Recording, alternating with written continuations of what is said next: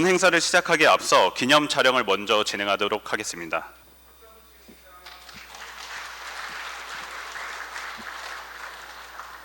대한경제신문 유일동 사장님의 개회사가 있겠습니다. 예, 안녕하십니까. 대한경제사장 유일동입니다. 민간 투자업계 여러분들의 지원과 성원 속에 대한경제 휴먼 앤 인프라 포럼이 첫 발을 내딛게 돼 기쁘게 생각합니다. 오늘 자리를 빛내주신 김상훈 국회 기획재정위원장님, 김원성 기획재정부 재정관리관님, 이용욱 서울지방국토관리청장님, 정진혁 대한교통학회 회장님을 비롯한 내외 기분 여러분들께 진심으로 감사의 말씀을 드립니다. 또 이번 포럼을 위해 만방으로 힘을 보태주신 이진용 SOC 포럼 회장님과 이영규 인프라금융 포럼 회장님께도 감사의 말씀을 전합니다. 우리나라 민간 투자 사업은 지난 30년간 총 818건의 누적 투자 규모가 126조 원에 달하고 있습니다. 사회 기반 시설을 확충하여 국가 경제 발전에 기여함과 동시에 국민에게 인프라 복지를 실현했습니다. 더불어 어려운 재정 여건 하에서도 약 220조 원의 재정 절감 효과를 거두기도 했습니다. 특히 우리 경제가 어려웠던 1977년의 예환 위기, 2008년의 금융위기 때도 민간 투자가 구원투수 효과를 톡톡히 했습니다. 오늘 포럼은 지난 30년간 이룩한 민간 투자 사업의 분야의 성과와 현안 등을 진단하고 새로운 SOC 트렌드를 조망하는 등 민간 투자 사업의 혁신과 성장 방향을 제시하는 모멘텀이 될 것입니다. 특히 기획재정부와 국토교통부, 해양수산부 등 정부와 산학연 전문가들의 심도 있는 토론을 통해 민간 협력 소통의 장이 될 것으로 기대합니다. 또 금일 포럼에서 논의되는 다양한 아이디어와 제언이 국가 정책에 적극 반영돼 민간 투자 사업이 활성화하기를 기대해 봅니다.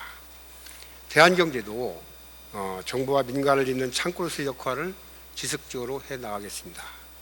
끝으로 이번 포럼이 성황리에 진행될 수 있도록 지원과 성원을 보내주신 네 분 기빈 여러분께 다시 한번 감사의 말씀을 드립니다. 감사합니다. 다음은 22대 총선 대구 서구에서 당선되신 김상훈 국회 기재위원장님의 축사가 있으시겠습니다. 네, 감사합니다. 국회 기획재정위원장을 맡고 있는 김상훈 의원입니다. 인사 올리겠습니다. 예, 제1회 대경 휴먼 앤 인프라 포럼 개최를 진심으로 축하드리겠습니다. 초대해 주신 우리 유일동 대한경제 사장님, 또 함께 해주신 우리 정진혁 대한교통학회 회장님, 또 김원성 우리 기획재정부 차관보님, 이런 내빈 여러분들께 감사 인사 말씀 올립니다. 올해가 민간투자법이 제정된 지 30년을 맞는 아주 뜻깊은 해인 것 같습니다.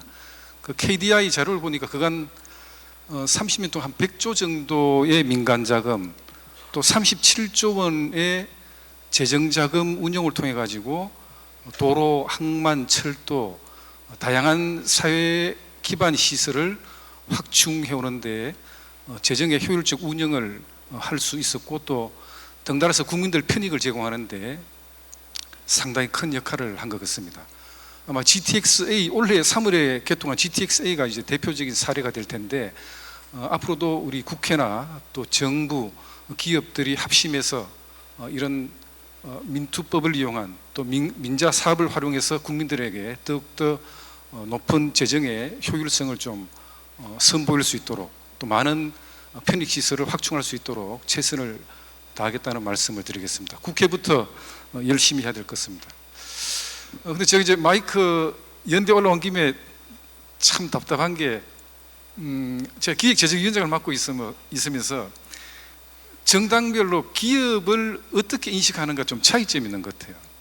우리 국민의힘은 기업은 불확실한 미래임에도 불구하고 현재 갖고 있는 자본을 투자해서 고용을 창출해 나가는 소중한 주체다 이렇게 생각을 하고 있는데 또 우리 다른 또 야당은 돈 많이 버는 부자들이다. 그래서 세금 깎아줄 필요 없다 등등 이런 생각을 많이 하고 있는 것 같아요. 여기 우리 김은성 차관님 와 계시지만 그간 기획재정위원회에서 법인세를 좀 최고 세율을 인하를 하려고 많이 노력을 했었는데 결국 의석수 부족으로 그렇게 하지를 못했어요. 2019년도 지난 정부 때 법인세 최고 세율을 한 3% 정도 올렸었나요? 그거를 다시 좀 내리기 위해서 협의를 쭉 하고 했는데 뭐하러 부자들 세금 깎아주느냐. 근데 기업은 단순히 부자라고 치부하기에는 좀 문제가 있지 않을까요? 기업은 우리는 자유민주주의 시장경제 질서 체제를 채택하고 유지해가고 있기 때문에 가능하면 기업이 왕성한 활동을 통해서 기업 자신의 부를 축적해가면 물론이고 또 그런 과정 중에 고용을 좀 창출해 나가면서 더욱더 경제적인 그 여러 가지 긍정적 파장을 좀 일으킬 수 있는 그런 소중한 주체라고 생각을 하고 있는데 다음 22대 국회는 또 어떤 상황이 전개될지 사실은 조금 걱정이 앞서기도 합니다. 또 이 계신 우리 저 기업 관계자 여러분들 또 우리 대한경제는 물론이고 정부 경제 여러분들 다 같이 기업들의 소중한 가치를 일깨우고 또 국민들 편익을 제공해 나가는데 우리 민주사업도 좀 활성화시키는 그런 방향으로 의기투합했으면 좋겠다는 말씀드리겠습니다. 정당상으로는 힘은 미치지 못하겠지만 또 저나 또 우리 국민의힘 국회의원들이 최선을 다하겠다는 말씀을 드리겠습니다.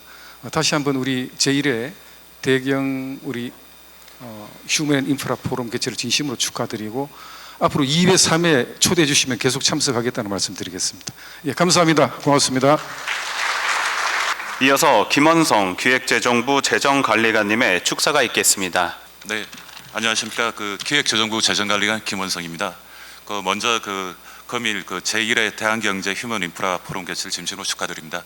특히 이 자리를 마련해 준 우리 유일동 대한경제 사장님과 그리고 바쁘신 와중에도 참석해 주신 우리 김상훈 우리 기획기재위원장님께 깊은 감사의 말씀드립니다. 그리고 대한경제를 비롯해서 행사를 주관하시는 우리 대한건설협회, 그다음 한국건설산업연구원, 한국교통학회, 그다음에 SOC 포럼, 인프라 금융포럼 관계자 여러분들께도 감사를 전합니다. 민간투자법이 1994년도에 제정됐습니다. 그래가지고 지금 올해 30주년이 되는데 그간의 성과를 저희가 돌아보고 그 다음에 또 앞으로 나갈 방향을 논의하는 이 자리는 좀 깊은 의미가 있는 것 같습니다. 지난 30년 동안 사실 민자사업은 참 재정이라는 게 한계가 있습니다. 그거를 보충해서 사실은 SOC 기반을 확충하는데 많은 도움을 주었다고 합니다. 아까 사장님도 말씀했지만 그간 보면 민자사업에 100조 원의 민간 자금, 그 다음에 거기에 연결된 37조 원의 재정 자금이 투입됐습니다. 그래갖고 137조 원으로 도로, 철도, 항만, 환경, 문화 등 저희가 818개의 사회 기반 시설을 적기 공급하는 데 민자사업이 좀 활용되어 있습니다. 특히 최근에 보면 GTS A, B, C 구간이 있는데 이 구간도 70%가 지금 민자사업으로 추진되고 있습니다. 이처럼 민자사업은 우리나라의 교통 및 사회 인프라를 확충하는 데 크게 기여하고 앞으로도 국민의 삶의 질을 향상시켜 나가려고 생각합니다. 그러나 다들 아시겠지만 최근에 보면 고물가 고금리 장기화로 좀 민자사업의 어려움도 있는 것 같습니다. 그래서 저희가 작년 같은 경우는 어쨌든 이 물가 상승률을 공사비에 적정하게 조정하기 위해서 총사업비를 좀 변경 요건을 구차한 바가 있습니다. 그리고 사실은 금년도에도 저희가 경제 성장률은 작년보다 지금 낮습니다. 나은데 그게 주로 수출을 바탕으로 하고 있고 사실은 국내 건설 경기 그다음 내수는 좀 안 좋습니다. 그래서 아마 GDP 성장률은 아마 상반기 하반기 각각 한 2%대 될 것 같은데 어쨌든 건설 경기가 안 좋았고 정부에서도 그래서 저희가 신속 집행을 하는데 SOC 분야 재정 투자를 많이 하려고 노력하고 있고 그다음에 민간 투자 사업도 저희가 금년도 예산이 5조 7천억인데 적게 집행할 수 있도록 그래갖고 우리 건설업계 조금 더 도움될 수 있도록 그렇게 노력을 하고 있고요.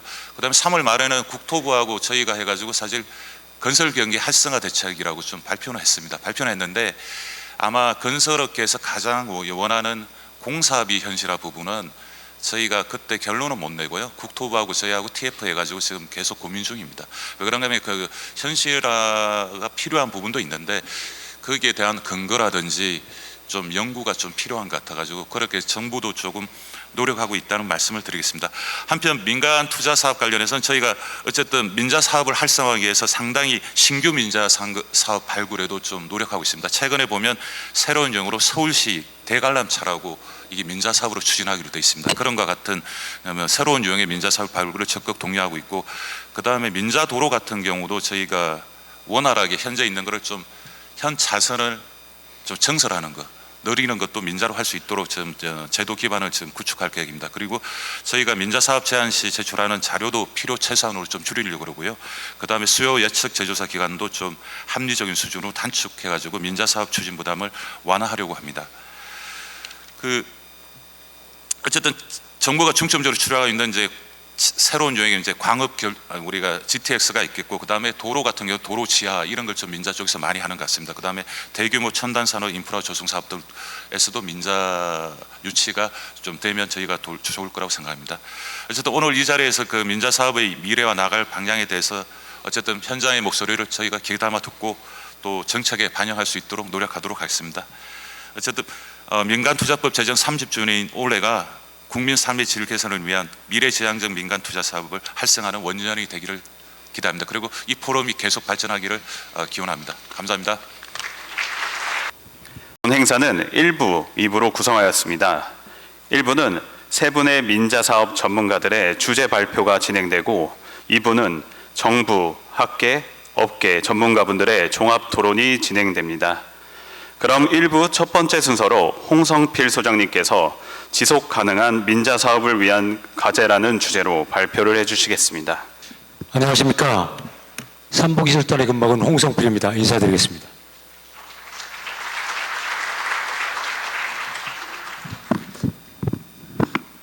올해 그 민자 사업 30주년을 맞이했는데, 저는 개인적으로 이제 민자 사업을 연구하고 또 사업을 다룬 지 20년을 넘기고 있습니다. 그래서 사실 저도 이제 이 시장에서 은퇴할 시기가 다 돼가는데, 아마 그동안 20년간 제가 어떻게 보면 뒤돌아보면서 개선돼야 될 과제 중심으로 오늘 좀 발표를 준비했습니다.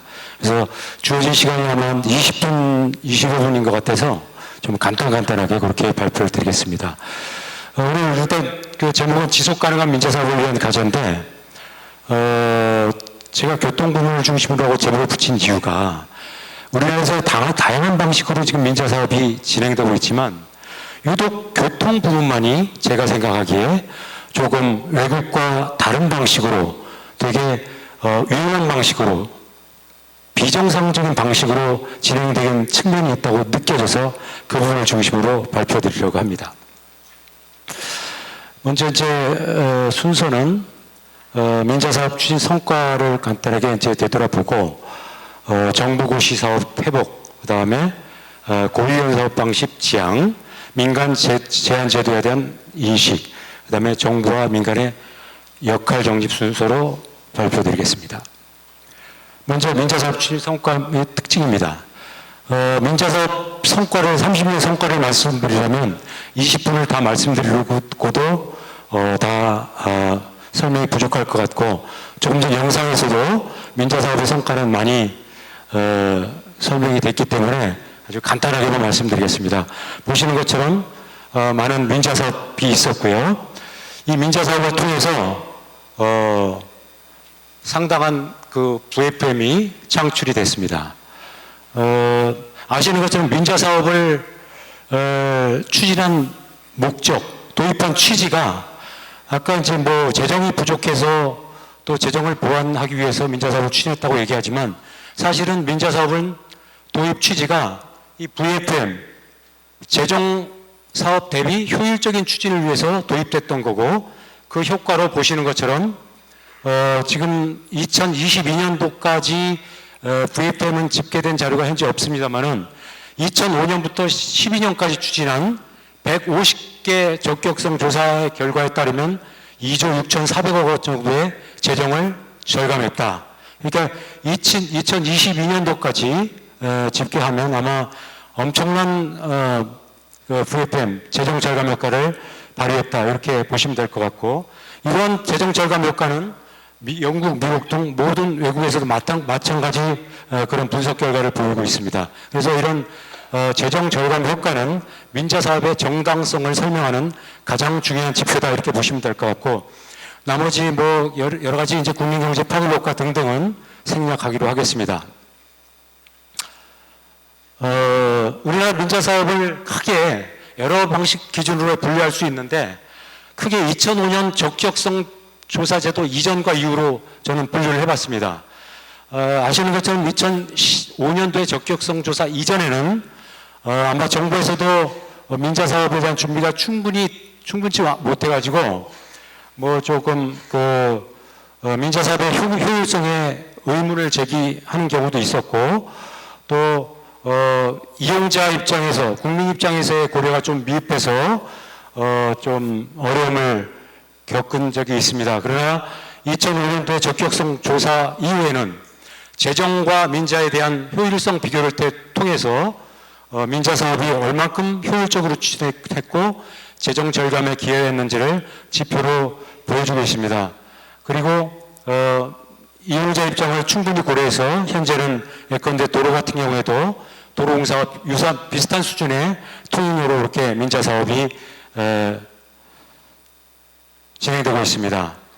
그리고 수요 예측 기법도 많이 발달돼서 뭐 누가 추정하나 수요에 큰 차이는 보이지 않습니다. 물론 그 수요 차이가 보이지 않다는 것이 수요의 확실성을 보장하는 것은 아니다.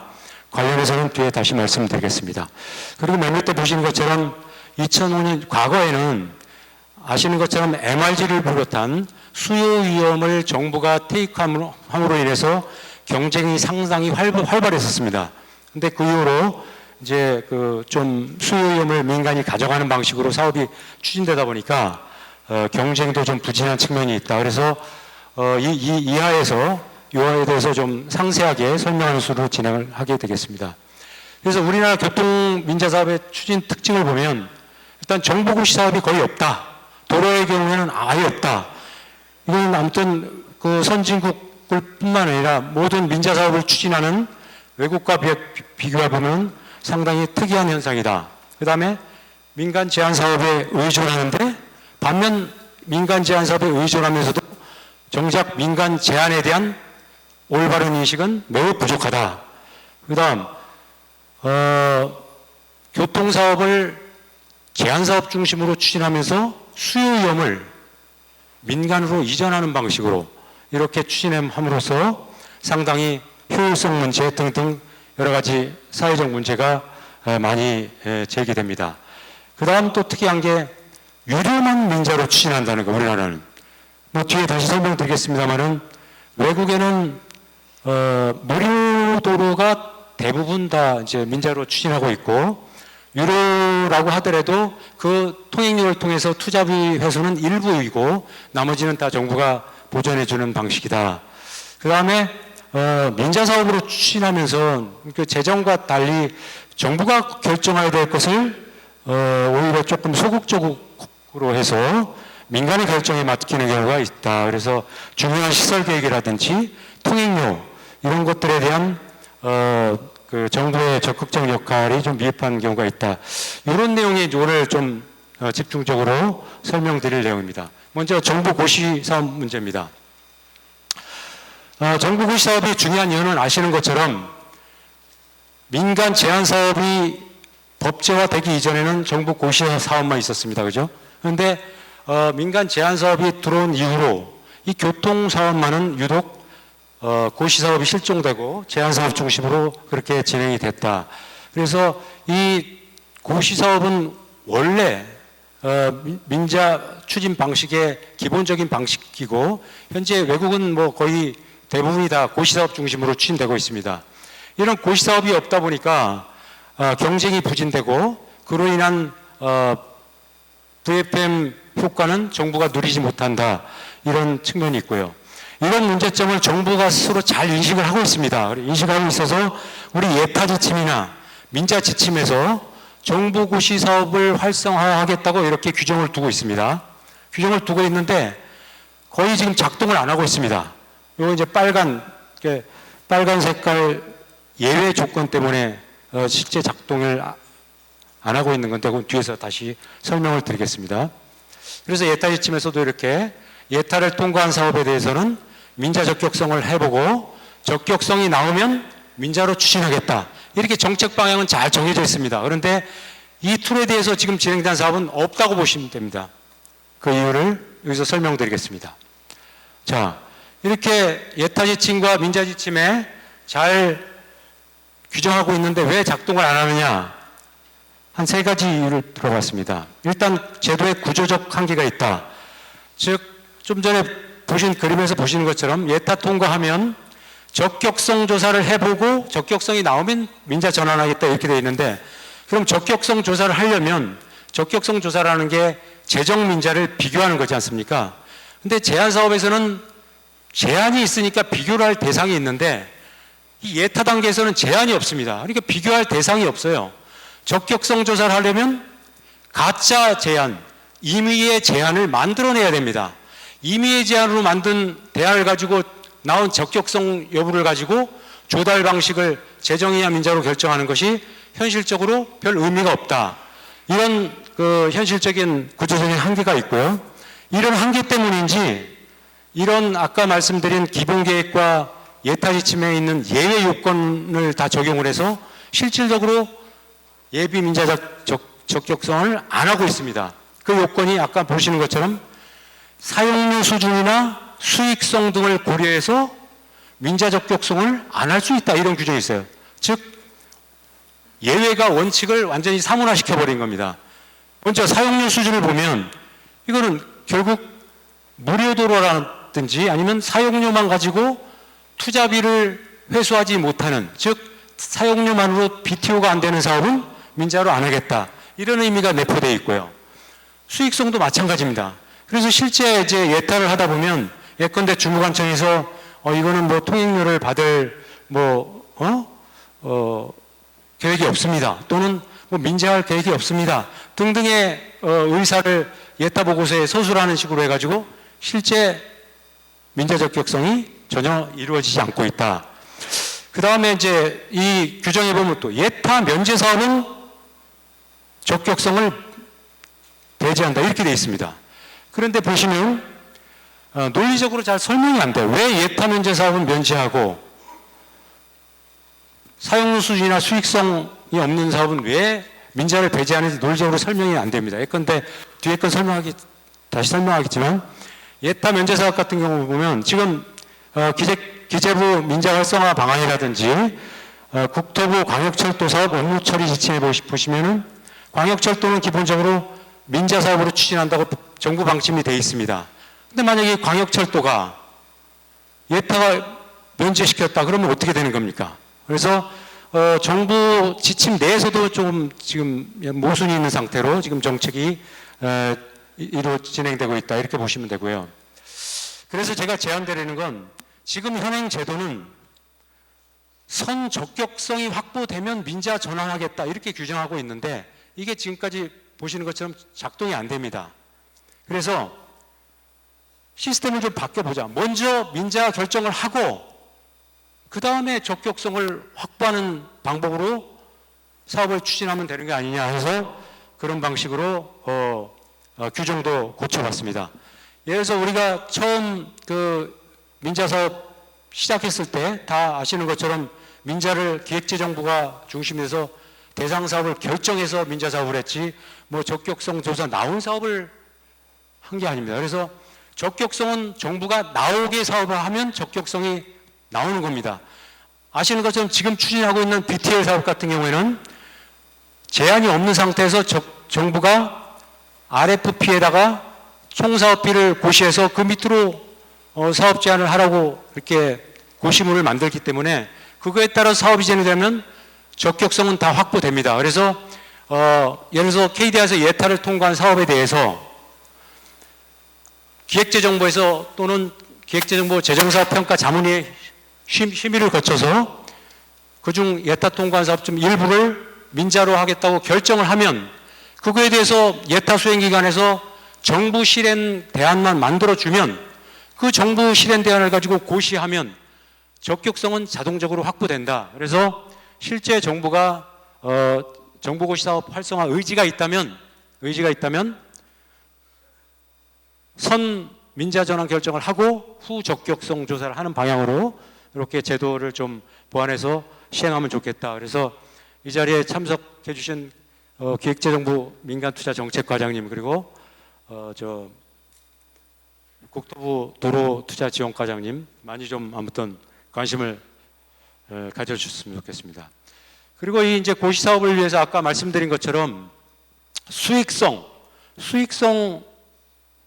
고려해서 민자 배제한다 이런 규정이 있는데 이 아까 말씀드린 것처럼 왜 수익성이 공공성 있는 도로철도를 하는데 왜 수익성 요건이 들어갑니까? 수익성은 민간이 사업 참여하기 위한 최소 조건에 불과할 뿐 정부가 추진하는데 수익성이 민자 사업의 원칙으로 들어갈 이유가 없습니다. 보시는 것처럼 일본 내각부에서도 PPP 원칙을 들고 있지만 수익성과 관련된 요건은 찾아볼 수가 없습니다. 공공성, 효율성, 공평성, 투명성 이런 것들이 원칙으로 들어가 있습니다. 그래서 이 수익성의 원칙은 예컨대 BTL 사업 같은 경우에는 정부 지급금으로 민간의 수익성을 맞춰주는 것이지 뭐 원초적으로 수익성이 있는 게 아니지 않습니까? 그래서 이 수익성의 원칙이 유독 교통사업에만 적용이 돼가지고 마치 통행료 수입 가지고 투자비가 회수가 어려운 그런 도로철도는 민자사업으로 어려운 것처럼 이렇게 지금 인식되다 보니까 민자사업을 교통사업으로 계속 지속 가능하게 끌어가는데 어려움이 있다. 그래서 기본계획에 대해서 한번 검토를 할 필요가 있다 이런 내용이고요. 그래서 제안 드리는데 예타 통과한 도로에 대해서 좀 정부고시 사업으로 시범 사업으로 한번 내놓고 얼마나 경쟁이 치열한지 그것을 통해서 얼만큼 재정을 세이브했는지를 한번 평가하는 그런 기회를 가질 것을 제안드려 봅니다. 그 다음에 이제 그 교통사업 추진 방식과 관련된 내용입니다. 아시는 것처럼 우리나라는 지금 교통사업에 대해서만 유독 BTO 방식, 뭐 BTO R에 쓰던 A가 됐던 수요 위험을 민간에게 어떻게든 전가하려고 그런 방식을 선호하는 경향이 있습니다. 그런데 아시는 것처럼 여기 보시는 것처럼 이거는 판례를 그냥 토시 하나 안 받고 그대로 제가 옮겨놓은 겁니다. 보시면 교통수요라는 것은 법원에서 보는 것도 이렇습니다. 신뢰성에 대한 위험이 되게 높다. 아까 말씀드린 것처럼 교통수요 추정 기법이 많이 발달했지만 그럼에도 불구하고 신뢰성은 여전히 높다. 그럼 뭐 상식적으로 이해 가지 않습니까? 그죠? 40년, 50년 후에 세상이 어떻게 변할지도 모르는데 수요를 맞춘다는 것은 그거는 웃긴 얘기죠. 그래서 신뢰성이 되게 위험이 있고 그러면 그 위험을 어떻게 처리할 거냐? 이 읽어보시면 가장 합리적인 방식으로 즉 그 위험을 가장 잘 관리할 수 있는 사람이 그 위험을 가져가야 된다. 그런데 보시면은 이제 우리 민자사업에서는 아시는 것처럼 자꾸 이제 민간에 전가하는 방식으로 위험이 없는 사업은 다 도로공사가 하고 위험이 있는 사업은 민간한테 맡겨서 이상한 형식으로 지금 민자가 돌아가고 있습니다. 그러다 보니까 우리가 초창기 MRG 있을 때는 외국 자본 투자가 이루어졌지만 지금 외국 자본이 들어올 리가 없죠. 제가 이제 업계에 나와서 보니까 외국 도로철도 사업에 참여할 때 우리 기업에서 제일 먼저 보는 방식이 저 사업 RFP에 제일 먼저 확인하는 부분이 사업 추진 방식입니다. 이게 AP 방식인지 BTL 방식인지 MRG 방식인지 이거 확인이 제 1순위입니다. 그게 없으면 거의 들어가질 않아요. 지금 우리나라의 사업엔 그런 사업이 없다 보니까 외국 자본이 아예 거들떠보지도 않습니다. 자, 그럼 이렇게 수요 위험을 민간에 전가하는 것이 정말 정부 입장에서 논리적인가 한번 보겠습니다. 우리가 민자냐 재정이자는 조달 방식의 선택입니다. 조달 방식. 우리 민간 투자가 없으면 이거는 국가가 재정으로 국민에게 제공해야 되는 공공 서비스입니다. 그러면 국가가 재정으로 조달할 때는 분명히 그 수요는 국가가, 정부가 수요 위험을 부담하죠. 그런데 어떤 논리로 과연 민자로 할 때 수요 위험을 민간에 넘기는지 설명이 잘 안 됩니다. 설명이 안 되고 또 민간이 그 수요를 잘 관리할 능력이 있느냐? 없습니다. 아니, 예컨대 GTX-C를 생각해 본다면 공공기관에서 추정한 수요를 왜 민간이 책임을 져야 되는지 그 논리적으로 설명 되지 않는다. 그래서 외국 자료에서도 보시면 교통 수요 위험만은 정부가 전형적으로 그 보유해야 될 그런 위험이라고 설명을 하고 있습니다. 그래서 수요 민간 정가는 논리적이지 않다. 그 다음에 공정하냐 이 차원인데 보시면 여기 저기 뭐가 잘못 폰트가 안 맞는 것 같은데 저기 네모 땡땡땡 부분에 이게 지금 수요가 부족해서 지금 그 건설사들이 자금 보충 확약에 따라서 SPC에 돈을 대고 있는 그런 현황을 보여주고 있습니다. 결국 수요 부족에 따라서 생기는 그 사업 어려움을 건설사가 온몸으로 지금 방어하고 있는데, 자, 이게 공정하냐 이런 거죠. 자, 우리는 민자 사업을 추진할 때 적격성을 합니다. 적격성 조사를 해서 예컨대 1조짜리 사업을 9천억에 한다고 해서 1,000억의 재정 절감 효과를 내서 민자 사업을 한 겁니다. 그리고 9천억을 통행료 수입으로 받아가는데 거기서 통행료마저 안 나오면 9천억도 안 나오는 거죠. 즉 1조짜리 사업을 5천억에 하는 겁니다. 우리가 순수 민간 사업을 할 때는 네가 망하든 내가 홍하든 그런 방식으로 좀 무모한 방식으로 사업을 추진할 수 있는데, 우리가 도로, 철도와 같은 아주 기본적인 인프라 서비스를 가지고 이렇게 무모한 방식으로 하는 것이 맞는지 그런 의문을 갖고 있습니다. 그래서 이게 이제 우리 국가기약법이든 공정거래법이든 이게 이제 정부가 민간의 이런 공정거래 정신 이런 거 많이 강조하고 있는데, 저는 가끔 그런 생각을 해봅니다. 이게 지금 우리 민자사업 지금 현실이 정부 입장에서 공정하게 운영하고 있는 건지, 민간은 정부가 정한 방식에 의해서 따라갈 수밖에 없는 게 현재 현황입니다. 그리고 제 개인적인 얘기일지 모르겠지만 그런 이유로 많은 기업이 민자사업에 참여하지 않고, 그래서 지금 우리 민자사업은 경쟁이 부진하다는 고질적인 병을 앓고 있습니다.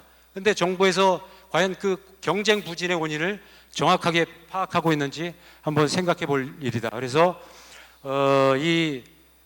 공정하지 않은 방식은 경쟁에도 되게 중요하고, 말씀드린 것처럼 이 수요형 민간 정가는 적정 대가에 의해서 도로 철도를 사업을 하고 있는 것인지와 관련해서도 대단히 큰 의미를 갖는다. 수요 위험을 민간에 전가한다는 것은 적격성을 확보한 이후에 그 이상의 부담마저 이제 정부에 지운다는 측면에서도 바람직하지 않다. 그다음 수요 위험을 민간에 전가하는 것이 정부에 유리하냐?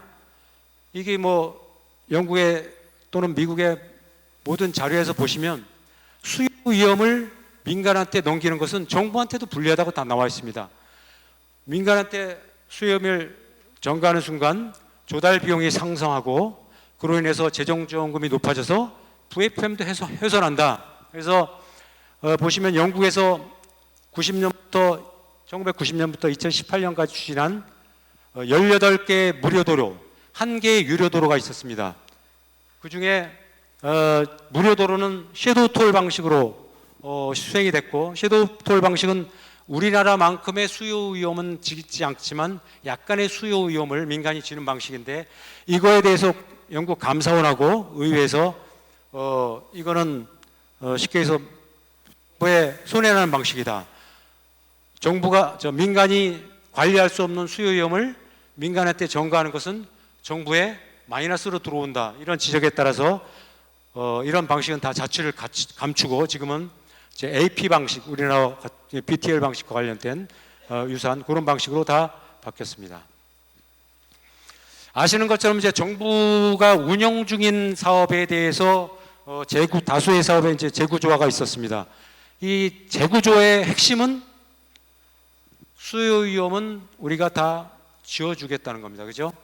그래서 표준 사업 운영비다, 뭐 최소 사업 운영비다 이런 방식을 정해놓고 수입이 그에 못 미치면, 수요가 그에 못 미치면 정부가 다 보전해주겠다, 그런 방식입니다. 이미 그런 방식의 정부가 합리성을 인정하고 이런 방식으로 지금 한 사례가 있기 때문에 이제 신규 사업에 대해서도 더 이상 수요를 가지고 논란을 벌이고 또 그런 문제로 국민들한테 또 여론에 지탄을 받는 일은 없어야 되겠다. 그 다음에 수요연민간 정가가 국제 기준에 부합하는가 보시면 뭐 전혀 국제 기준하고는 거리가 있습니다. 그러니까 우리나라를 제외한 현재 외국에서 우리나라와 같은 방식으로 추진하는 사업은 없다고 보시면 그냥 맞을 것 같습니다. 자, 여기서 보시는 것처럼 이게 이제 월드뱅크에서 제시하는 교통사업 추진 방식입니다. 보시면 AP 방식이 우리나라의 BTL 방식이라고 생각하시면 됩니다. 이게 운영만 정부가 운영하느냐 사업자가 운영하느냐의 차이가 있을 뿐 정부가 정부 지급금을 통해서 따박따박 돈을 주는 겁니다. 지금 현재 우리나라 BTL처럼. 자, 이런 사업은 수요 위험이 높다든지 무료도로 이런 거를 AP 방식으로 추진하라고 이렇게 규정을 하고 있습니다. 그리고 우리는 MRG에 대해서 잘못된 편견 때문에 몰매를 맞고 MRG를 지금 현재 민간투자법에는 그대로 살아있지만 실제 이제 새로운 협약에서는 잘 적용을 하지 않고 있는데 엄연히 국제적인 사업 방식이고 개인적으로 너무너무 합리적인 사업 방식입니다. 그렇게 우리 민간투자법도 아직 존치하고 있고요. 그래서 수요 위험이 높은 사업에 대해서는 MRG 방식을 적용하라 이렇게 되어 있습니다. 우리나라에서 많이 선호하는 이 BTO 방식은 월드뱅크에서는 어떤 경우에 BTO 방식을 적용하냐면 거기서는 이제 Full Use of Pay라고 이제 표현을 하고 있는데 이 사업은 제가 읽어보니까 여기는 수요가 너무너무 많아가지고 예측 수요보다 한참 미달해도 사업성에 아무 문제 없을 정도 그런 사업에 이 BTO로 합니다. 그래서 거기에 보면은 이 BTO 방식은 사업자에게 너무 많은 초과 이익을 줄 수 있으니까 유의하라 이런 내용이 써 있습니다. 그래서 우리나라의 BTO하고 월드뱅크에서 얘기하는 BTO하고는 전혀 개념이 다르다는 것을 알 수 있었습니다. 참고로 저 Flexible Term Contract 이거는 아까 우리 그 사업 재구조의 두 번째 방식 보면 우리가 50년까지 투자비 회수를 하고 50년까지 사업비 보전이 안 되면 나중에는 나머지는 뭐 70%만 정부가 보전해주고 끝내겠다 이런 게 있었는데 이게 이제 좀 의미가 있는 게 이 사업은 당초 예측만큼 수요가 안 나왔을 경우에는 사업 기간을 계속 연장해서 투자비 회수할 수 있을 만큼 연장해 주는 그런 방식입니다. 그것도 보면은 수요 위험을 민간이 갖는 게 적절치 않다는 측면에서는 합리적인 방식이 아닐까 생각합니다. 그래서 외국에서는 말씀드린 것처럼 이 AP 방식이 일반화되어 있고 AP 방식의 장점을 이렇게 설명하고 있습니다. 그래서 AP 방식은 수요 위험 제거를 통해서 민간 투자가 활성화될 수 있다. 그다음에 무료인 사업을 민자 사업으로 할 수 있고 그 경우에 일부 통행료는 정부에 기속시키는 방식이다. 그다음에 가끔 우리 그 제3연육교 할 때도 보면 영종대교와 인천대교의 보상 문제 때문에 되게 어려움을 겪었지 않습니까? 우리가 국가가 인프라를 건설하는데 공공성의 필요에 의해서 인프라를 건설하는데 뭐 민자 도로 때문에 뭐 때문에 이게 어려움을 겪는 건 바람직하지 않습니다. 그래서 이 AP 방식 같은 경우는 그런 그 경쟁 방지 시 뭐 보상 문제 이런 문제도 전혀 이제 남기지 않는 거죠. 그다음에 보시는 것처럼 많은 투자 유치가 가능해서 경쟁이 활성화될 수 있다. 그래서 이거는 이제 외국의 AP 방식으로 추진된 프로젝트들을 이렇게 몇 개만 정리해 봤습니다. 이건 참고하시고요. 자, 말씀드린 것처럼 우리나라 교통사업은 유독 민간 제한 제도에 의존하면서 그러면서도 또 민간 제한 제도에 대한 인식은 그렇게 좋지는 못합니다. 우리 헌법재판소에서는 민간 제한 제도의 의미를 이렇게 좋게 부여했습니다. 그래서 고시 사업만으로 부족한 부분을 민간 제한 제도가 채워주는 아주 독자적인 의의를 갖고 있다고 보고 있고요. 그런데 이제 이 민간 제한에 대해서 우리 민간투자법에는 총 평가 점수의 10%까지 우대 가점을 줄 수 있다고 규정하고 있음에도 불구하고 우대 가점을 받기는 상당히 어렵습니다. 근데 실제 제가 이제 민간에서 보니까 이 민간 제한을 하나 만드는 데까지는 상당한 시간과 비용이 들어갑니다. 심지어는 제가 있는 회사에서 실수 있었던 일인데 한번 본인이 장기간 추진하던 제한 사업이 실패하니까 정말 너무 어려워하더라고요. 어려워요. 왜냐하면 자기가 그동안 그 많은 돈을 썼는데 그래서 근데 그렇게 어려움을 겪는 걸 이 관에서 잘 모르는 것 같아요. 그 창의와 노력 이런 걸. 그러다 보니까 여기 2023년도 기재부에서 보면 최초 제한자 우대 가점을 다시 한번 잘 생각해 봐야 되겠다. 이것 때문에 경쟁이 잘 안 되는 것 같다. 뭐 이런 그 생각도 있었고 단독 입찰하면 재공고하겠다. 뭐 이런 얘기. 그래서 그런 거에 대한 좀 생각을 다시 해볼 필요가 있다. 그래서 이 우대 가점은 제가 그 어디에 기고한 적도 있지만 저도 이거에 대해서 많이 생각을 해봤는데 우대 가점이 공정한 경쟁을 해치는 게 아니라 오히려 공정한 경쟁을 위한 최소한의 장치다. 이런 거를 한번 같이 고민해 봤으면 좋겠습니다. 이거는 이제 그럼에도 불구하고 이제 제3자 제한을 재공고를 자꾸 하고 있어요. 이렇게 많은 사업에.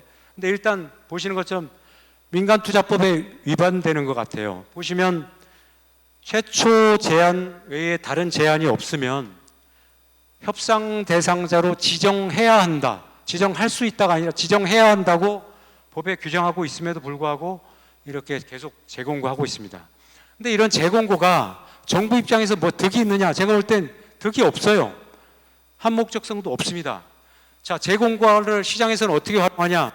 재공고한데 그러니까 제3자는 요번에 유찰시켜서 90일 정도 준비 기간을 더 갖자. 이런 식으로 좀 활용하거나 또는 재공고 후에도 다시 제한이 없어서 결국 사업만 좀 늦어지는 그런 측면에서 별로 재공고의 효과도 크다고 볼 수 없을 것 같아서 아무튼 제3자 재공고에 대해서는 곧 한번 제 생각을 해볼 필요 있다.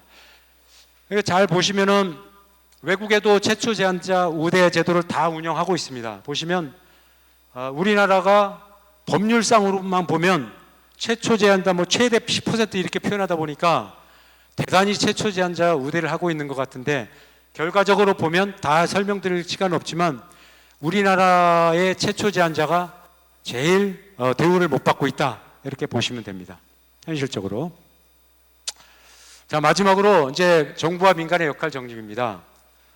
아까 우리 판례에 나타난 민자 사업의 본질은 딱 세 가지로 요약됩니다. 민자 사업은 원래 국가가 담당해야 할 투자다. 하나. 두 번째, 적정 이윤을 국가가 보장해야 된다. 왜? 국가를 위해서 민간이 투자한 건데, 그렇죠? 너무 민간에 많은 위험에 노출시키면 안 된다. 그래서 민간의 과도한 위험을 지양해야 된다. 그런 측면에서 이제 그 밑에 거는 설명을 아까 드렸고요. 자, 그런 측면에서 보면 이제 정부가 할 일과 민간의 역할은 이제 민간이 알아서 잘 하니까 이제 정부가 해야 될 일이 주요 시설 계획은 최소한 RFP 고시 전까지 정부가 결정하자. 예컨대 우리 GTX-A 할 때 보면 역사 같은 것도 결정을 안 하고 사업자가 알아서 3개까지 더 제한할 수 있다.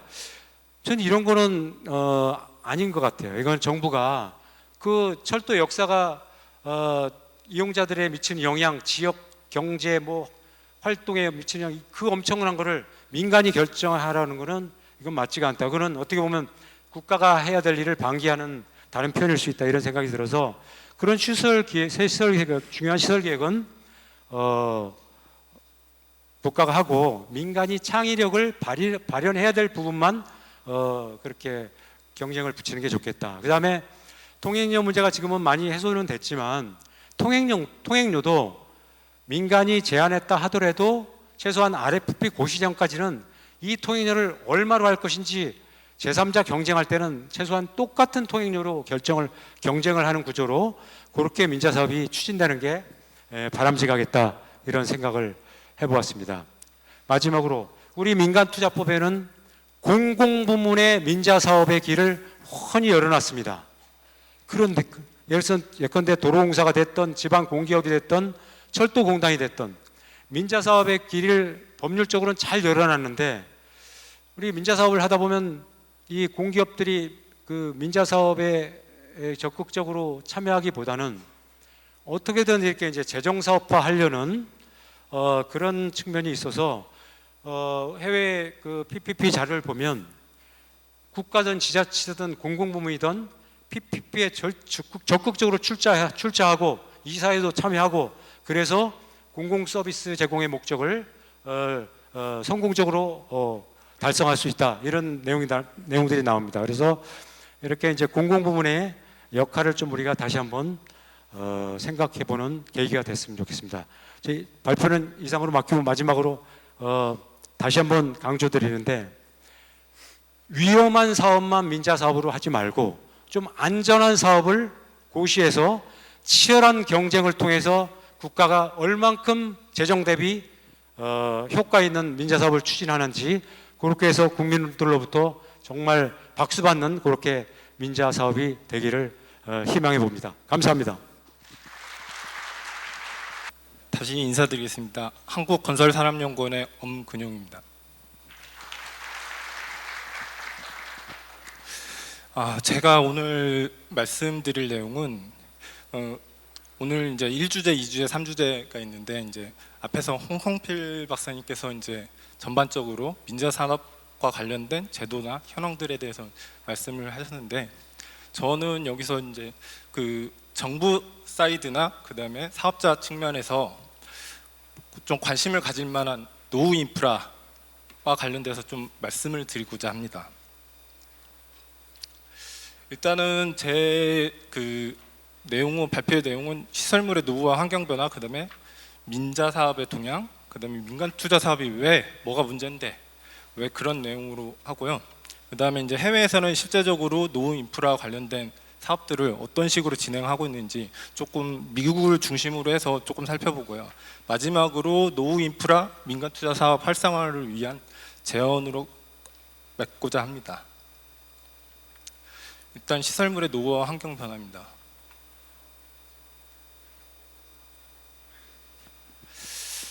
요 자료는 국토부에서 2020년부터 2024년까지 최근까지 한 4년 동안 조사한 인프라 총 조사 결과인데요. 지금 그 성능 등급 표시에 의해서 한 A, B, C, D, E로 표시된 시설물들은 약 한 10만 개 정도 되고요.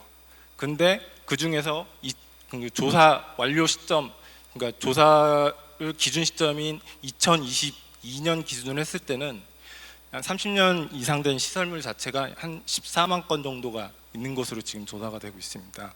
물론 이게 이제 기존에 알고 있는 FMS 자료들하고는 조금 차이가 있는데, 요 차이가 있는 거는 세부적으로 그 FMS 들어가지 않는 세부 시설물까지 다 조사를 했고, 그 다음에 도로는 7종 세부 시설, 철도는 47종 세부 시설로 또 구분돼서 쭉 분류가 되어 있는 상황입니다. 근데 요 자료에서 보게 되면 30년 된 이상 된 시설물 자체가 지금 30.5%에 달하고 있습니다. 이 얘기는 세 개 중 하나는 30년 이상 된 노후화된 시설물이라는 거죠. 그리고 그 30년 이상 된 시설물은 아무리 A, B, C, D, E 등급을 받아도 안전을 보장이라기보다는 조금 안전에 대해서 의심을 삼을 수밖에 없습니다. 왜 그러냐면 최근에 2022년에 분당의 정자교 같은 경우 B등급을 받은 시설이었었는데 그것도 일부 무너진 경험들이 있었고요. 그렇다면 실제적으로 사업성이 나오고 그 다음에 어느 정도 민간 투자 사업을 할 수 있는 시설물은 어떻게 되는지 살펴보게 되면 이게 이제 국토안전관리원에서 하는 그 시설물 안전법에 의해서 FMS에 들어가 있는 자료입니다. 1, 2, 3종 이제 중대형 시설물인데요. 지금 현재 그 2020년 기준으로 했을 때 약 2만 5천 건 정도가 있고요. 근데 그 중에서 이제 건축물을 제외하면 9천 건 정도가 이제 노후화돼서 할 수 있는 사업으로 볼 수 있고요. 근데 문제는 2030년이 되면 2020년에 갖고 있던 물량의 2배 이상이 새롭게 또 발생이 된다는 겁니다. 그렇게 살펴보게 되면 계속 시설물은 노후화하고 되어 있는데 안전은 어떻게 담보할 것이냐. 그러면 결국에는 재정 투자 또는 민간 투자가 필요하다고 저는 생각되어집니다. 한편 이제 여기서 그 앞에서 인프라 총종사에서 빠진 상수도 시설물을 한번 살펴보게 되면 그 상수도 시설 같은 경우는 내진 설계 의무화가 이제 도입이 됐고 그에 따라서 이제 이 적용이 된 시설과 안 된 시설들이 있는데요. 그 중에서 이제 지금 그 30년 이상 및 내진 설계가 미적용된 시설물이 전국에 약 159개소 정도가 있고요. 근데 공업용 정수 시설도 약 12개 정도. 그다음에 상수 관로도 같은 경우도 지금 그 광주와 전북 같은 경우에는 아주 좀 높게 나타나고 있습니다. 그리고 하수도 시설은 그냥 좀 보시면 될 것 같고 그 하수 관로가 대도시를 중심으로 해서 30년 이상 노후화가 돼가지고 사실은 이게 그 싱크홀이란지 포트홀이란지 그런 데 영향을 미치기 때문에 요 자료를 보여드린 겁니다. 그렇다면 왜 노후화됐는데 더 위험하냐? 최근에 우리나라의 기온 변화 추이를 보게 되면 우상향하는 추이를 보이고 있습니다. 또한 강수량 역시 우상향하고 있고요. 그다음에 지진 발생 건수 자체도 우상향하고 있습니다. 이게 지구 온난화로 인해서 전 세계적인 문제긴 한데 사실 요 기후 변화가 왜 문제가 되느냐? 시설물 자체도 열 피로, 그다음에 지진에 의한 응력 피로 그런 의해서 영향을 받을 수밖에 없습니다. 거기에다가 극단적인 변화로 인해서 폭우라든지 그런 영향을 받게 되면 시설물의 안전을 담보하기 쉽지가 않은 상황으로 가고 있습니다. 또한 우리나라의 국가 경쟁력을 살펴보겠습니다. 우리나라 경제는 세계 10위권인데 안에서 경쟁력 순위는 점점점 내려가고 있습니다. 그리고 인프라의 경쟁력 순위도 전체적으로는 16위로 전체 순위보다는 높게 나타나고는 있지만 사실 그 우리 그 도로라든지 철도를 나타내는 기본 인프라의 경우를 보게 되면 2023년에 23위로 떨어지고 있습니다.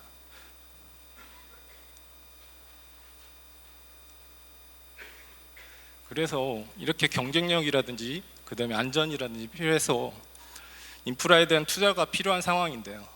그런데 정부의 국가 부채라든지 그다음에 재정관리 수지라든지 이런 걸 살펴보게 되면 국가 부채는 계속 지속적으로 우상향하고 있고요. 그다음에 관리 재정 수지, 그러니까 연기금을 제외한 수입과 지출에 보면 2002년, 2003년, 2007년을 제외한 나머지 기간은 계속 마이너스를 보이고 있는 상황입니다.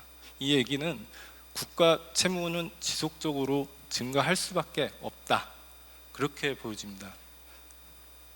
그렇다면 적극적으로 좀 민간 투자 사업을 활용을 해야 되는데 왜 어떻게 됐는지 한번 살펴보겠습니다. 민간 투자 사업은 93년에 제도가 도입된 다음에 인천국제공항도로 사업을 시작으로 해서 진행이 되었습니다. 물론 이 통계는 실시협약 기준이고요. 그렇다면 2000년부터 이제 진행이 준공이 됐고 2030년부터 이제 완료된 사업들이 나올 예정입니다. 그런데 저희 이 사업 내용을 살펴보게 되면 2008년 글로벌 금융위기 전후로 해서 물량이 소폭 증가된 이후에 그 후에는 지속적으로 낮은 수준을 보이고 최근에는 금액과 물량 자체가 초기 수준으로 다시 회귀한 모습을 보이고 있습니다. 또한 이거를 수익형과 임대형으로 나누게 되면 최근에 이제 수익형보다는 임대형 중심, 그다음에 총 투자비나 사업수 자체가 모두 임대형 중심으로 조금 가고 있다 이렇게 보여지고 있습니다. 그리고 마찬가지로 중앙부처와 지자체 중심으로 했을 때 지자체 중심으로 했다. 최근에 민간 투자 사업 자체가 임대형, 그다음에 지자체 중심으로 진행이 되고 있어서 어떻게 보면 소액 기본적인 그 인프라 총 규모에 비해서 작은 사업을 중심으로 이루어지고 있다 이렇게 볼 수 있습니다. 또한 세부적으로 들어가게 되면 최근에 나온 사업들 같은 경우는 전부가 정부 고시 사업인데 지자체 중심의 사업이라는 걸 알 수가 있습니다.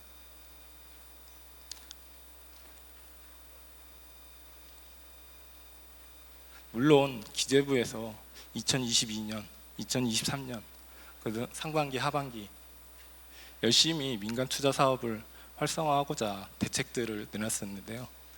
그러나 아직도 약간은 그러니까 조금 정말 중요한 내용들을 조금 안 건드리고 있다는 생각이 많이 들었습니다. 왜 민자 사업이 왜 뭐가 문제인데 왜 이렇게 진행이 안 되느냐?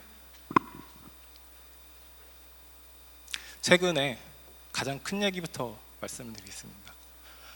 고물가로 인해서 최근에 급격한 건설비 자체가 올라갈 수밖에 없는 상황이고 올라갔습니다. 이 얘기는 신규 사업이나 그다음에 진행되고 있는 사업에 모두 영향을 미치는 사업이고요. BC에서 C가 계속 변동하고 있는 상황이기 때문에 사업이 어려질 수밖에 없다는 상황입니다. 또한 금리 역시 마찬가지로 최근에 이제 급격하게 올라갔고 그다음에 최근에 조금 완화는 됐지만 물론 앞에 고물가보다는 고금리 자체가 사실은 고금리는 시간이 지나면 변화될 가능성이 있기 때문에 괜찮은데 이것 마찬가지로 C에 영향을 미치고 있습니다.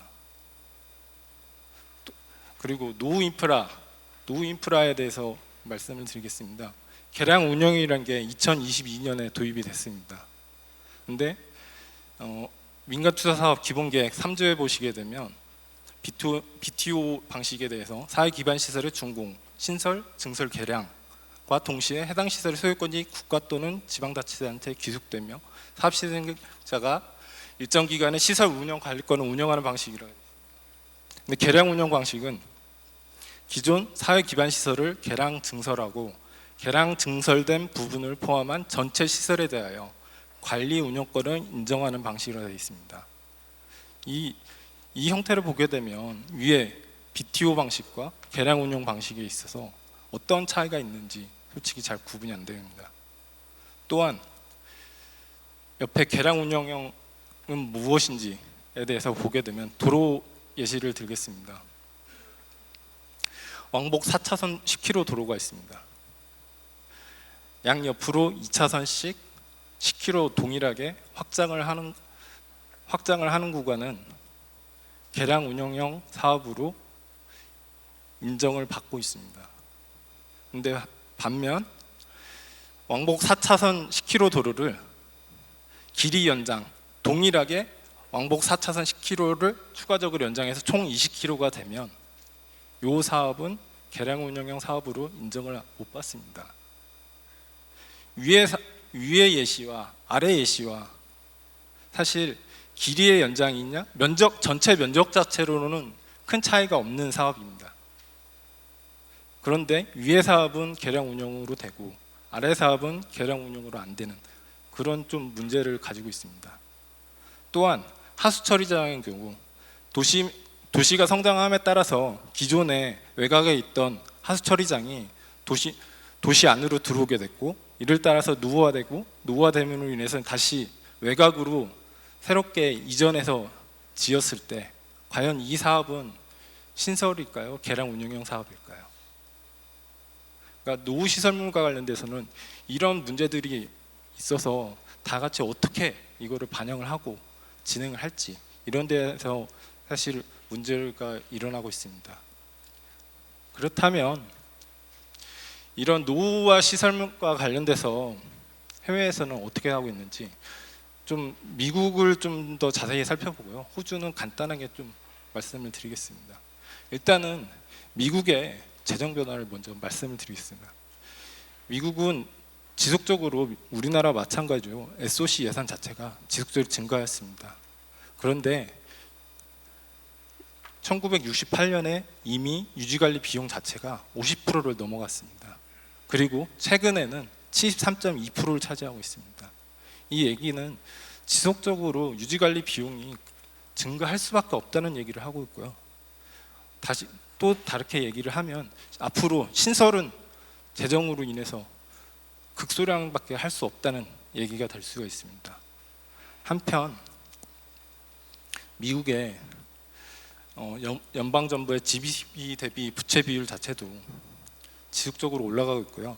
미국은 특이하게 이제 기축통화국이다 보니까 사실은 요 부채 비율 자체가 떨어지기도 하는 경향이 있습니다. 근데 여기도 마찬가지로 2008년 글로벌 금융위기 시기와 그다음에 코로나 시기에는 급격하게 증가하는 모습을 보이고 있습니다.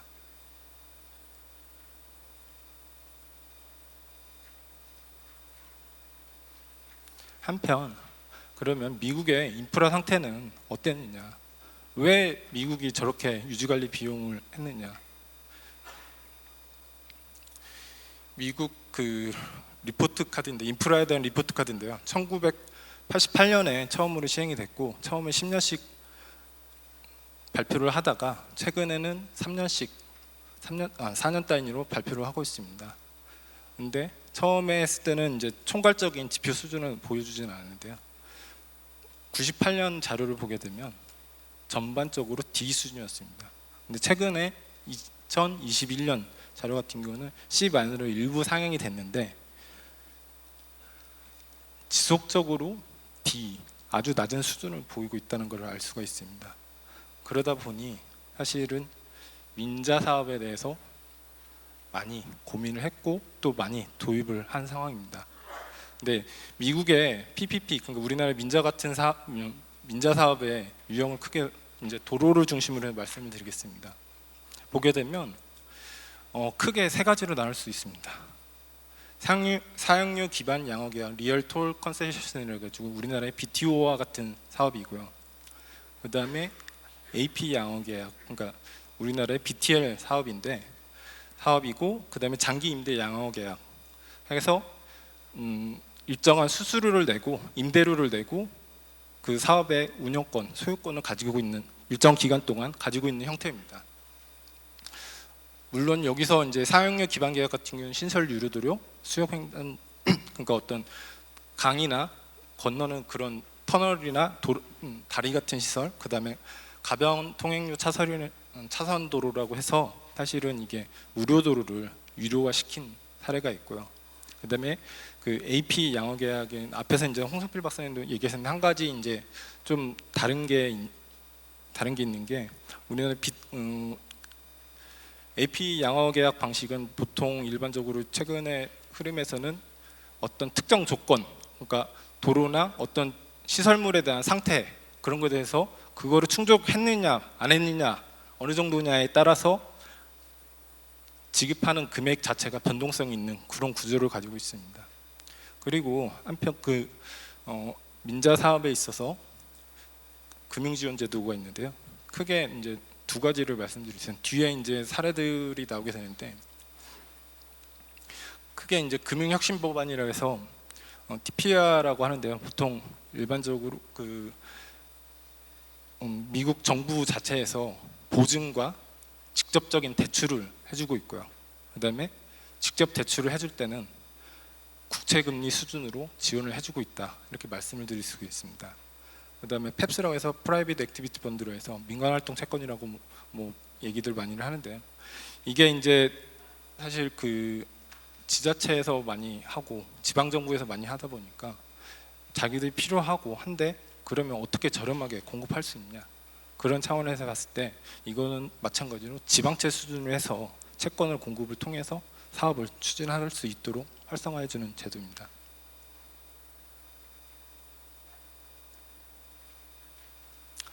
일단 먼저 미국에 제가 이제 조사한 일종의 우리나라 같으면 BTO와 같은 사례들입니다. 쭉 보시게 되면 대부분의 사업이 TPO와 펩스가 도입이 되어 있습니다. 그리고 많게는 총 사업비의 65%까지 지원을 해주고 있습니다. 그러니까 그만큼 금융 비용을 좀 절감을 해서 토익률이라든지 그런 데에 많은 영향을 주고 있는 거고요. 그 다음에 여기서 말씀드릴 수 있는 건 고속 차선이라고 해서 있는데 무료도로를 유료화시킨 사례고요. 고속 차선들이라는 거는 무료도로에 일부 확장을 하고 그다음에 확장 구간에 일부 유료를 받을 수 있는 우리나라로 치면 버스 전용 차선과 같은 구간에다가 유료화를 시켜서 진행을 하는 거고요. 마찬가지로 이제 그 AP 방식의 사례들이고요.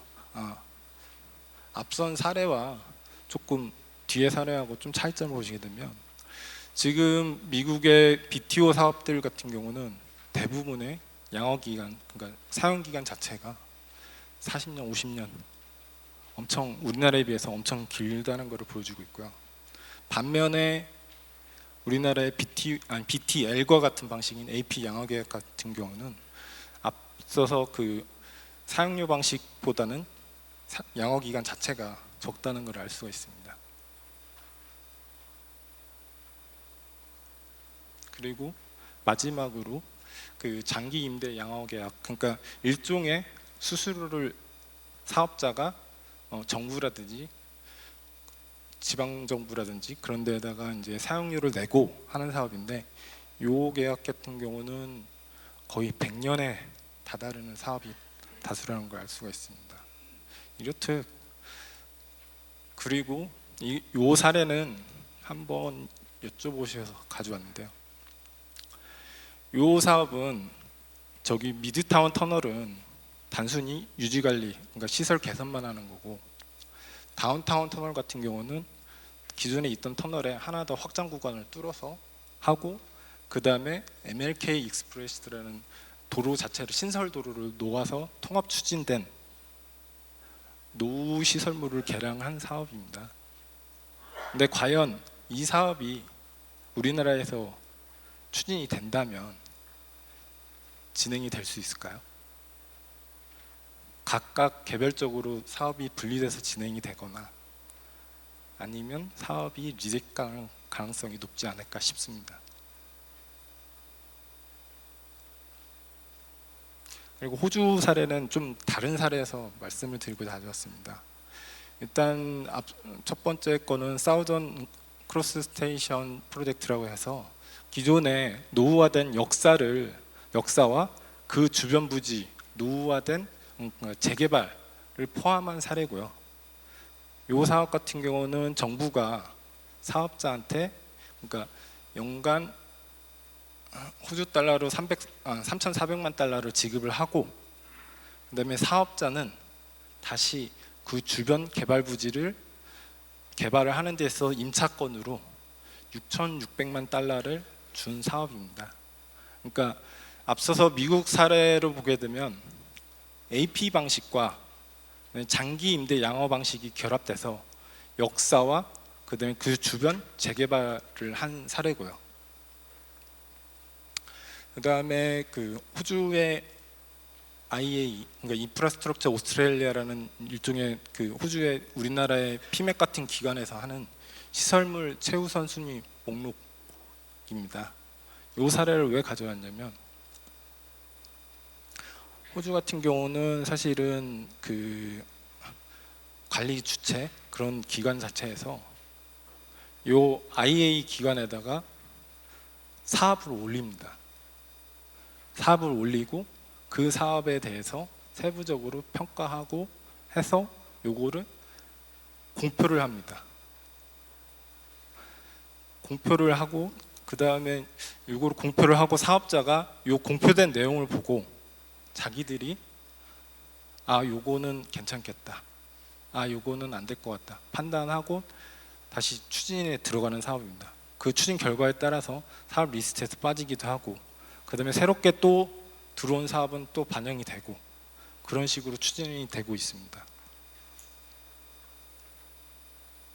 그렇다면 해외에서 이렇게 하고 있고, 그다음에 우리나라 상황 자체가 많이 문제인데, 그러면 우리는 어떻게 좀 할 수 있을까 해서, 이거는 제가 이제 그냥 느꼈던 사업을 말씀을 드리겠습니다.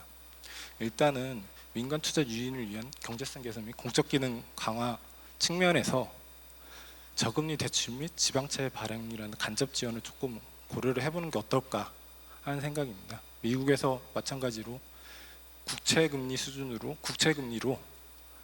TPR라는 걸 직접 대출을 시행하고 있고, 그 다음에 지방 정부에서 지방채 수준으로 금융 지원을 하고 있습니다. 그러면 저희가 지금까지는 계속 최근의 변화 자체가 BC에서 C가 계속 증가되는 방향으로 갔고, 그 다음에 안전규제라든지 그런 게 계속 도입됨으로 인해서 C가 계속 올라가는 상황이 되면 사실은 사업자가 사업을 하고 싶어도 할 수 없는 상황으로 갈 수밖에 없습니다. 그런 차원에서 노후 인프라가 많이 증가되고 있고, 그 다음에 다양한 민간의 창의성이라든지 그런 거를 활용하기 위해서 사실 좀 더 적극적으로 좀 지원해 주는 게 어떨까 하는 생각이고요. 그 다음에 사업기간 확대를 통한 사용료 완화 부분입니다. 우리나라 법적으로는 50년까지 할 수 있습니다. 근데 실질적으로는 거의 다 30년입니다. 이게 통행료 규제라든지 그 다음에 사업비 그런 거를 고려를 했을 때 보면 사실 운영 기간을 늘려주면 일부 해소될 수 있는 부분들이 있습니다. 그런 부분들을 감안해서 사업 기간을 조금 늘려보는 게 어떨까 싶고요.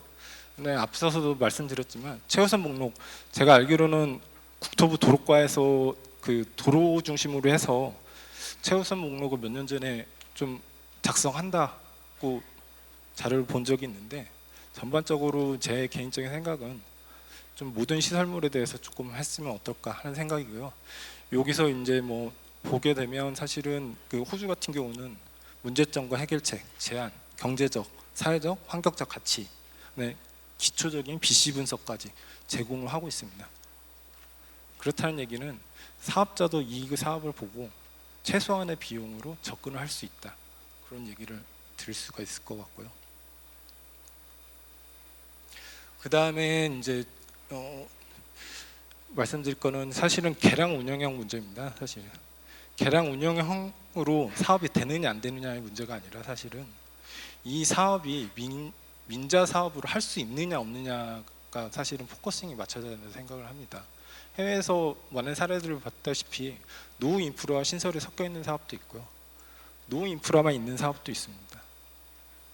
근데 우리나라는 계량 운영이 도입됨으로 인해서 사실은 이 사업 자체가 계량 운영으로 될 수 있느냐 없느냐에 너무 포커싱이 맞춰져 있지 않나 싶습니다. 그런 차원에서 보게 되면 사실은 이게 이제 그 저희가 포괄주의도 도입이 됐고, 그 다음에 앞으로도 사실은 민간의 적극적인 창의와 효율성을 활용하고자 한다면 이런 방향으로 가는 게 맞지 않나 싶습니다. 근데 다만 공무원들의 부담, 그러니까 어떤 사실은 이해에 관련된 문제들 때문에 이런 부분을 해소할 수 있는, 그러니까 민투심이라든지, 사실은 민투심에서 최근에는 사업 여부도 일부 판단을 해주는 걸로 알고 있습니다. 그렇다면 이 사업도 노후 인프라에 관련돼서도 사실은 그런 식으로 좀 검토해보는 게 어떨까 싶습니다. 마지막으로 사실은 공익적 차원에서 홍보 및 공모펀드 등 뭐 민간 투자 사업 명칭 등 좀 이런 거를 고려해보는 게 어떨까 싶습니다.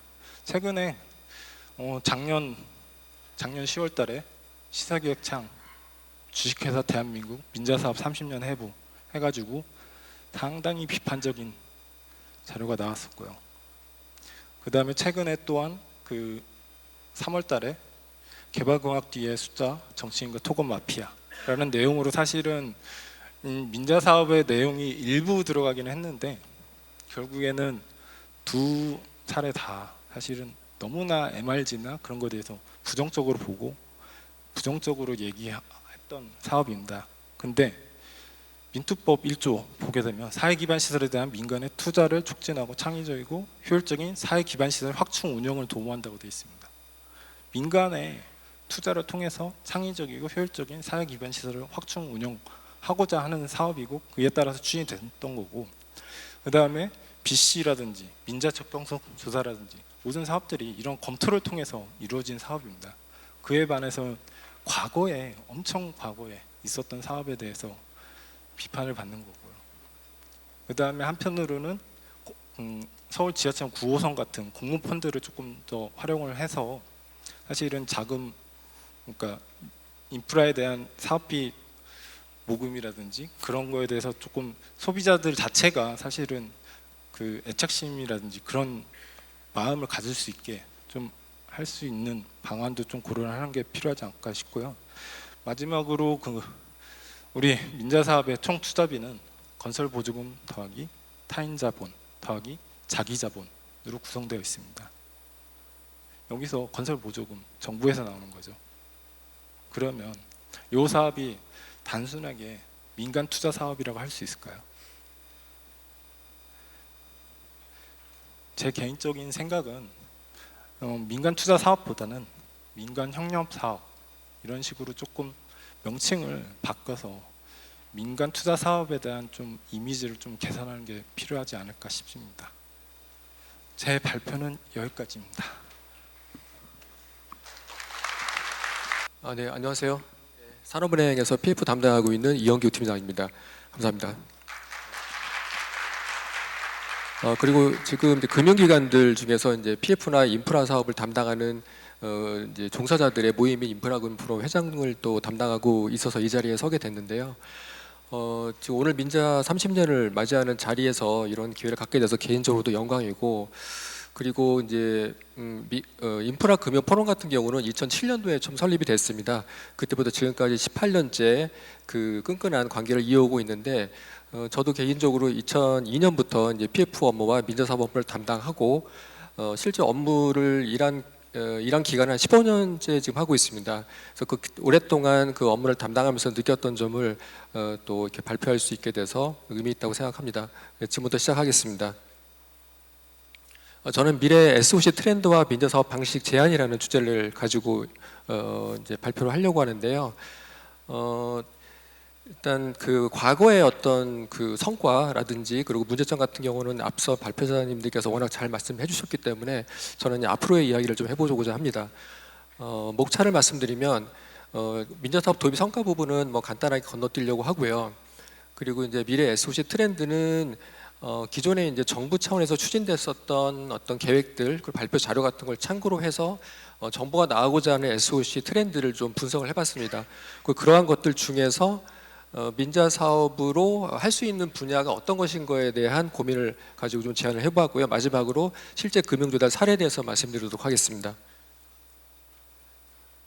민간 투자 사업 도입 성과 부분은 넘어가도록 하겠습니다. 미래 SOC 트렌드인데요. 과거에 이제 정부가 발표하셨던 자료들을 여러 자료를 찾아보면서 거기에서 어떤 공통점을 찾아보려고 노력했습니다. 일단 대표적으로 2022년 12월에 발표했었던 신성장 4.0 추진 계획에 따르면 정부는 이제 미래 기술 확보, 디지털 전환과 같은 그런 미래 그 과제 그리고 15개 프로젝트를 제시하고 있고요. 그리고 2022년에서 2026년 국가 재정 운용 계획에 따르면은 투자 적정화, 교통 혁신 투자, 미래 혁신 투자, 안전 투자 중심 개혁을 다루고 있습니다. 다음으로 민간 투자 사업 활성화 추진 전략에 따르면 산업, 생활, 노후 인프라 등 신유형 적극 발굴에 대해 언급하고 있고, 에너지 수요 효율화에 따른 에너지 절약 추진 등을 통한 탄소 중립 실현이라는 그런 내용들은 탄소 중립 녹색 성장 국가 전략에서 다루고 있습니다. 그리고 2045년 우주 경제 강국 실현이라는 비전을 달성하기 위한 성과 목표 그리고 5대 비전 추진에 대한 내용은 4차 우주 개발 진흥 기본 계획에서 언급하고 있습니다. 이외에 더 많은 자료들을 참고해서 정부가 추진하는 프로젝트 중에서 사회 기반 시설에 해당하는 것에 대한 것들을 좀 추려봤고요. 그런 것들을 실제 PF 조달 가능성들을 고려해서 민간 투자 방식의 틀로 끌어 들어오면은 어떻게 조달할 수 있을까에 대한 부분을 가지고 말씀드려보고 있습니다. 그래서 미래 트렌드를 크게 4가지 섹터로 재구성한 내용을 말씀드리겠습니다. 첫 번째로 교통 물류 인프라, 두 번째로 우주 통신 인프라, 세 번째로 바이오 헬스 인프라, 그다음 환경 안전 인프라에 대해서 말씀드리도록 하겠습니다. 첫 번째로 교통 물류 인프라입니다. 차세대 모빌리티, 스마트 톨링, 그 물류 자동화로 요약할 수 있는데, 이제 차세대 모빌리티는 완전 자율주행 구현과 도심 항공 모빌리티, 즉 UAM 상용화를 골자로 하고 있습니다.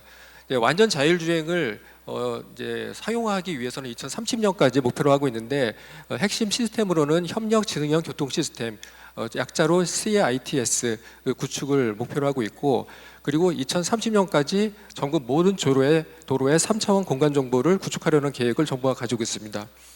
또한 이제 UAM이 올해부터 최초 상용화에 이르고 30년에 본격 상용화를 목표로 하고 있는데, UAM 기계도 필요하고, 그리고 그것이 수지 이착륙에 하는데 필요한 버티포트도 필요한 상황입니다.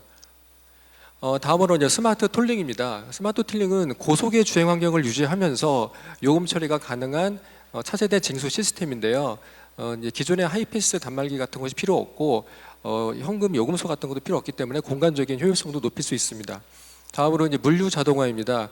육해상 물류의 스마트 디지털화인데, 해상 물류 같은 경우는 대표적으로 스마트 메가코트 구축, 그리고 팡만 배후 부지 내에 스마트 공동 물류센터 건설을 들 수 있는데, 스마트 메가포트는 기존의 항만과 달리 모든 과정이 무인화 자동화를 이루는 항만으로서 이미 올해 거기에 1차 사업이 이미 개장해서 운영 중에 있습니다. 향후에는 부산이라든지 진해신항을 중심으로 확대될 예정입니다. 다음으로 이제 육상입니다. 전국의 당일 배송 시스템 구축을 위한 전국의 주요 교점과 개별 물류센터를 고도화하는 그런 내용입니다. 다음으로 우주통신 인프라입니다. 차세대 6G 통신망과 우주 탐사 인프라로 요약할 수 있는데, 6G 인프라 관련해서는 2028년에서 30년 6G 전환에 대비하기 위한 기술 개발이 주된 내용입니다. 정부는 이를 위해서 이제 그 고대역, 그 주파수 대역에 대한 기술, 그리고 커버리지 확대 기술, 클라우드 전환 기술 같은 것을 이미 예타를 통과해서 4,300억 정도를 들여서 지금 개발하고 있는 상황이고, 그리고 저궤도 통신선 같은 경우는 6G 상용화를 위해선 필수 인프라입니다. 기존의 지상 기반 인프라들의 한계, 그러니까 뭐 사막이라든지 아니면은 뭐 산간 지역이나 항공이나 해상, 해저 같은 그런 지상 인프라의 한계를 극복하기 위해서는 지상 통신과 연계되는 위성 통신이 필수적인데, 거기에 필요한 핵심의 인프라인 저궤도 통신선 도입이 병행되어야 합니다. 실제 정부는 예타 신청을 해놓은 상태이고 30년까지 약 4,800억을 투입할 계획을 가지고 있습니다. 다음으로 우주 탐사 인프라입니다. 차세대 발사체와 달 착륙선으로 구분할 수 있는데, 독자적인 우주 역량 확보를 위해서는 발사, 착륙, 탐사, 즉 우주 탐사 전과정의 자력 추진이 가능해야 합니다. 그를 위해서는 누리호보다 고도화, 대형화된 차세대 발사체 추진이 필수적이고, 정부는 이를 위해서 2032년까지 2조 1,000억 원을 투입할 예정을 하고 있습니다. 다음으로 달 착륙선인데, 달 착륙을 시작으로 해서 장래 화성 소행성 탐사 계획을 담은 대한민국 우주 탐사 로드맵이 수립할 예정이고, 그 첫 단계로 2032년도에 1.8톤급 달 착륙선을 개발할 예정입니다. 이미 예타를 통과됐고 5,300억 정도가 투입할 예정입니다. 다음으로 바이오 헬스 인프라입니다. 스마트 병원, 그리고 시니어 케어 인프라로 나눠볼 수 있는데, 스마트 병원은 ICT 기술을 활용해서 맞춤형 의료 서비스를 제공하는 스마트 병원이고, 그를 위해서는 분산된 개인정보, 의료 데이터 정보를 개인이나 의료기관이 공유할 수 있는 데이터 제공 시스템, 일명 건강정보 고속도로 구축이 필요합니다. 정부는 32년까지 데이터를 구축하려는 계획을 가지고 있습니다. 다음으로는 이제 시니어 케어인데, 고령 인구 증가에 따른 사회 변화에 대응하여 디지털 기술을 접목한 복합 케어 서비스를 제공하는 시니어 케어, 시니어 하우징 기능의 고도화가 필요합니다. 기존의 주거 여건 중심의 시니어 하우징에 더해서 AI나 로봇 기술을 도입한 좀 더 고차원적인 돌봄 서비스가 필요합니다. 다음으로 환경 안전 인프라입니다. 이는 에너지 관리, 그리고 재해 예방, 환경 개선 인프라 이렇게 나눌 수 있는데, 먼저 에너지 관리 관련해서 스마트 미터링을 들 수 있습니다. 탄소 중립을 위해서는 전력 공급 정책이 현재 중앙 집중형에서 분산형으로 변화되고 있는데요. 에너지 생산 소비의 지역 분산화 실현을 위해서 지능형 전력망을 구축하고 있습니다. 일명 스마트 그리드라고도 하는데요. 이 스마트 그리드를 위해서는 필수적으로 필요한 인프라가 스마트 미터링입니다. 모든 가정이라든지 사업장에 기기를 설치해서 실시간 전력 사용량, 요금 정보를 제공해서 생산 소비율을 높일 수 있는 측정 인프라입니다. 정부는 향후 5년간 지능형 전력망 분야에 3.7조 원을 투자할 계획이고 전력 계량 시스템 구축을 위해서도 AMI 즉 스마트 미터링 기기를 추가 보급하고자 하는 계획을 가지고 있습니다. 다음으로 재해 예방 인프라입니다. 기후 변화에 따라서 기존 인프라로 커버하기가 한계가 있는 분야에 대한 투자인데요. 대표적으로 대심도 빗물 저류 배수 시설, 일명 빗물 터널입니다. 상습 침수 지역 지하에다가 대형 배수관을 설치해서 집중호우 때 담아뒀다가 호우 이후에 배출하는 그런 시설이고요. 다음으로 환경 개선 인프라로는 수자원과 폐기물 관리 선진화입니다. 대표적으로 하수 처리 시설 현대화를 들 수 있는데요. 기존에 이제 내용 연수가 경과된 노후 하우스 처리장을 도심에서 외곽으로 이전하고 그걸 지하함으로 오고 그 지상에는 이제 주민들에게 녹지 공간을 제공하면서 처리 방식을 고도화하는 그런 사업 방식이고 이미 추진되고 있습니다. 폐기물 처리 시설 고도화 같은 경우도 폐자원을 단순히 매립하고 소각하는 것에서 그치지 않고 그 폐자원을 이용해서 그 소각열을 가지고 전기나 또 열을 생산하는 방식 또는 음식물 쓰레기에서 나오는 바이오 가스를 가지고 도시가스나 수소를 생산하는 것들을 예로 들 수 있습니다. 지금까지 정부에서 발표한 자료를 토대로 향후 SOC 트렌드를 4가지로 요약을 해봤는데 그러면 이제 이러한 것들이 이제 재정으로 하지 않고 민간으로 과연 민간 영역에서 조달할 수 있는 방법에 대해서 고민해 보도록 하겠습니다. 먼저 이제 PF로 자금을 조달하기 위한 그 가능성을 판단하는 기준에 대해서 간단히 말씀을 드리겠는데요. 일단은 이제 투자비 규모입니다. 이거는 이제 한 기관이 단독으로 처리에 참여하기에는 어떤 리스크에 대한 그 쉐어링이 이루어져야 되기 때문에 여러 기관이 이제 사업을 참여하는 것이 일반적이고 거기에 더해서 또 어떤 물적인 담보가 있는 것이 아니고 향후에 현금흐름을 기초로 해서 검토하기 때문에 거기에 따른 부대 비용도 소요가 됩니다. 이런 걸 감안했을 때는 일정 규모의 투자비가 되어야지 PF를 검토할 수 있다고 말씀드릴 수 있을 것 같습니다. 다음으로 이제 기술 안정성인데요. 건설과 운영 기술에 있어서 너무나 신기술이라든지 그리고 법령적이지 않은 기술을 쓰기보다는 가장 안정적인 기술을 써야지 향후에 어떤 장기간의 사업 리스크를 좀 경감할 수 있기 때문에 기술의 안정성을 중시합니다. 다음으로 이제 공신력 있는 사업 주체입니다. 사업을 건설하고 운영하는 기간이 이제 국내 민자사업 같은 경우는 뭐 30년, 40년에 이르고 있는데 그 기간 동안에 건설하고 운영하고 또는 이제 주주로서 사업을 이끌고 가고 그리고 그 상대방이 어떤 지자체라든지 중앙정부 같은 그런 주체들이 공신력 있는 그런 주체들로 이루어졌을 때 사업의 리스크라든지 그리고 위기 상황에 대한 대응 능력이 향상됩니다. 다음으로 이제 수요 리스크입니다. 장기적으로 안정적이고 장기적이고 안정적인 현금 흐름을 예상하려면은 그거에 따른 수요가 어느 정도 예측이 돼야지 PF가 가능하다고 말씀드릴 수 있을 것 같고요.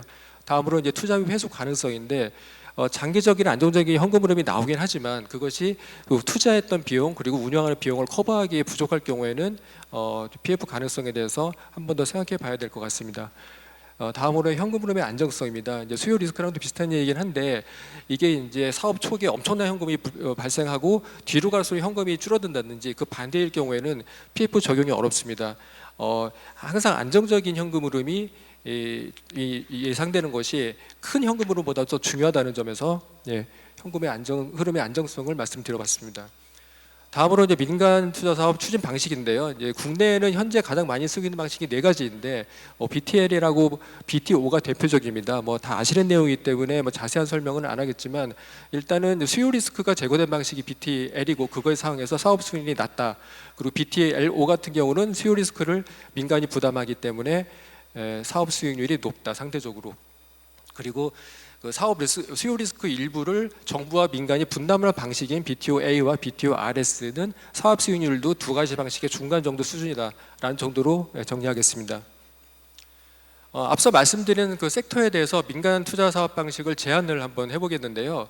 일단 BTO나 BTO-A 같은 경우는 수익자 부담 원칙을 적용할 가능성이 높아야 되고 상대적으로 그리고 장기적으로 안정적 현금 흐름 창출이 상대적으로 높아야 되고 그리고 이제 운영 수입으로서 투자비와 운영비 횟수가 충분히 가능해야 하고, 그리고 상업적으로 검증돼서 순전히 민간에서 그걸 운영을 해나갈 수 있을 경우에 이제 사용할 수 있는 방식이라고 볼 수 있습니다.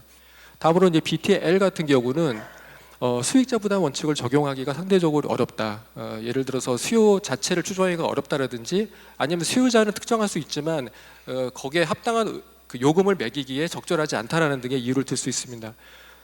그리고 장기 안정적인 현금 흐름 창출 가능성이 상대적으로 낮다. 그리고 이제 운영 수입으로 투자비하고 운영비를 충분히 회수하기에는 좀 불확실하다. 그리고 이제 상대적으로 미검증된 기술인데 아예 기술적으로 너무나 난이도가 높고 너무나 신기술이면 아예 PF 검토 대상이 아니겠지만 BT5처럼 온전히 민간에서 그 맡아서 이제 관리 운영을 해나가기에는 조금 기술적인 리스크가 있다라고 하면 BTL 방식도 검토해 볼 수 있다라는 점에서 이해해 주시면 될 것 같습니다. 먼저 교통 물류 인프라에 대해서 말씀드리면 UAM이나 버티포트, 스마트 톨링이나 스마트 항만 같은 경우는 기존의 그 도로나 철도 인프라의 사례와 유사하게 접근해 볼 수 있을 것 같습니다. 이용자 특정이 가능하고 그리고 안정적인 수요가 가능하기 때문에 이것은 수익자 부담 원칙을 적용해서 BTO나 BTOA 방식을 생각해 볼 수 있을 것 같고, CITS나 3차원 공간 정보 같은 경우는 이거는 이제 대부분의 국민에게 보편적으로 제공되는 인프라이고, 그리고 그거를 수요자를 특정하기에는 너무나 광범위한 이용자가 있기 때문에 BTL 방식이 적당할 것 같습니다. 다음으로 이제 우주통신 인프라입니다. 6G나 통신위성 차세대 발사체와 같은 그런 우주통신 인프라 같은 경우는 아직도 이제 그 신기술이라고 하기에도 너무 초기화된 게 있고 아직 시장 형성도 되어 있지 않습니다. 그리고 거액의 투자비가 들고 그리고 워낙 이제 사업의 리스크가 크기 때문에 기본적으로 BTR 방식의 추진이 적당합니다.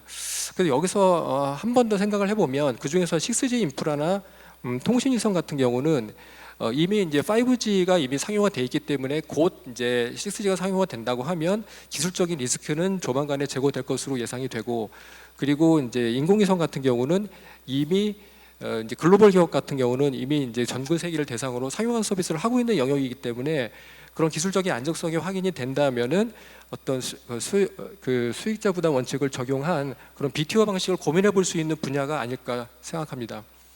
다음으로 바이오 헬스 인프라입니다. 시니어 병원과 시니어 하우징 같은 경우는 수요자는 특정할 수 있지만 이것은 이제 기본적인 복지 차원에서 제공돼야 될 인프라 성격을 띠고 있고, 그리고 이제 대부분의 수요자의 어떤 연령대라든지 소득 수준을 고려해 봤을 때는 온전히 수익자 부담 원칙을 적용하기에는 한계가 있어 보입니다. 그렇기 때문에 BTL 방식이 적정하다고 말씀드려 봅니다. 다음으로 이제 환경 안전 인프라입니다. 스마트 미터링이나 수처리나 폐기물 처리설 같은 경우는 장기적으로 안정적인 현금을 예측할 수 있을 만한 그런 어떤 그 안정적인 수요가 존재하는 영역입니다.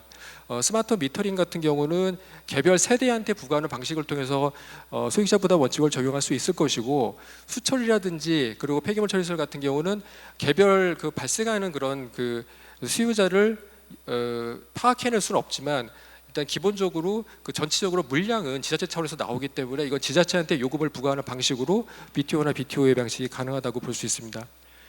마지막으로 재예방 인프라인데 이것은 어떤 계절적인 요인을 많이 띠고 있고 그 이용할 때와 이용하지 않을 때 어떤 시차가 존재하고, 그리고 장기 안정적인 현금 흐름은 당연히 생기지 않고, 하지만 일정한 유지 보수는 필요하기 때문에 그런 면에서 BTL 방식이 적당하다고 말씀드릴 수 있을 것 같습니다. 네, 그러면은 지금 말씀드린 그런 내용들을 토대로 실제 자금 조달에 성공했던 그런 사례들에 대한 소개를 간단히 마치도록 하겠습니다. 먼저 환경 인프라 관련해서 이제 대전 하수처리장 시설 현대화 민간 투자 사업이고 작년 2월달에 클로징한 사업입니다. 이거는 이제 대전시 중심에 위치했던 노 하수처리장을 시 외곽으로 이전하고 처리 방식을 고도화하는 사업인데요. BTOA 방식을 취하고 있습니다. 총 소유 자금이 1조 2,800억인데 그 중에서 PF 자금 조달을 한 게 1조 2,400억에 해당이 되고요. 그리고 저희 산업은행이 이 중에서 4,370억 원을 대출 및 투자로 참여했습니다. 이 사업의 의의를 들면은 역대 최대 규모의 환경 민자 사업의 금융 조달 성공 사례라고 볼 수 있습니다. 하수처리장의 안정적인 수요가 이제 시장에서 어필한 부분이 있고, 그리고 BTOA라는 것들 제도를 통한 어떤 현금 흐름의 하방을 받쳐준다는 점이 시장에서 어필했다고 판단됩니다. 그리고 시사점을 들면 이 사업의 사업 수익률은 세후 2.71인데 이걸 가지고 대주 그리고 이제 재무적 투자자를 모집하기에는 상당히 한계가 있다. 당장 비교 대상인 해외의 선진국의 AP 사업만 보더라도 사업 수익률이 불변 5에서 6%에 해당하고 FI 참여는 필요 없고 대출만 참여하는 것이 가능한 그런 시장임을 감안할 때 사업 수익률이 조금 인상돼야 될 필요가 있다고 생각합니다. 다음으로는 우주 인프라 영역으로 봐서 인도네시아의 인공위성 사업입니다. 이 사업은 앞서도 여러 번 언급이 된 AP 사업이기 때문에 수요 리스크를 정부가 지고 정부 지급금으로 투자금을 회수하는 사업입니다. 사업 목적은 통신위성을 발사한 다음에 인도네시아의 한 15,000개 섬에 퍼져 있는 15만 개 공공기관에다가 통신 서비스를 제공하는 사업입니다.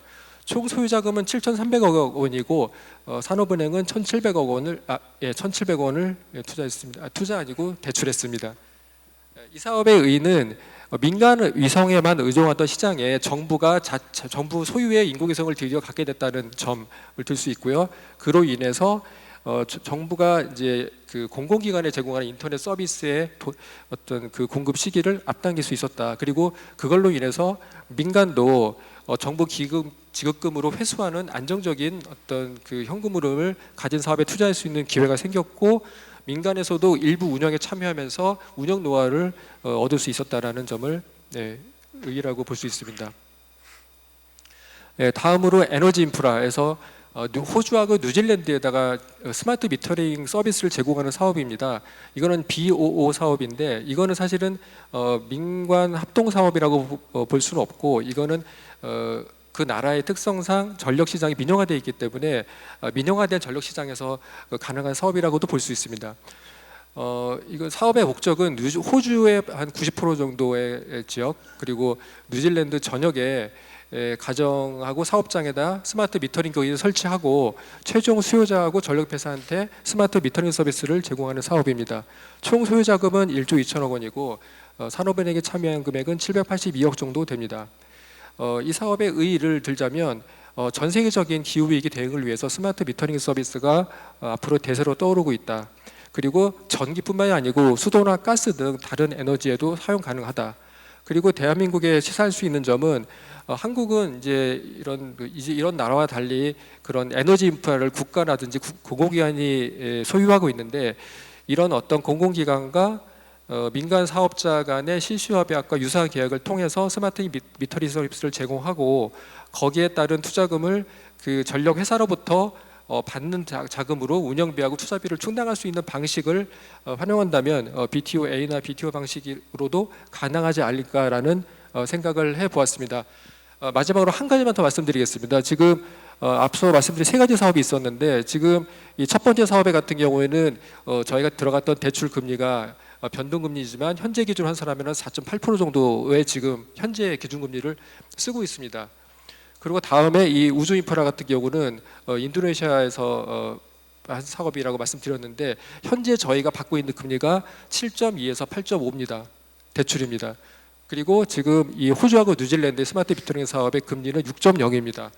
그러니까 이렇게 세 가지 사업이 동시에 저희가 검토할 때 과연 어느 사업에 투자하게 될지 그러한 점이 앞으로 이렇던 그 시장에 대한 고민을 같이 해나가는 데 있어서 참고가 됐으면 좋겠습니다. 이상 마치겠습니다. 감사합니다. 네, 이영규 팀장님 좋은 말씀 감사합니다. 1부를 모두 마치고 잠시 5분간 휴식 시간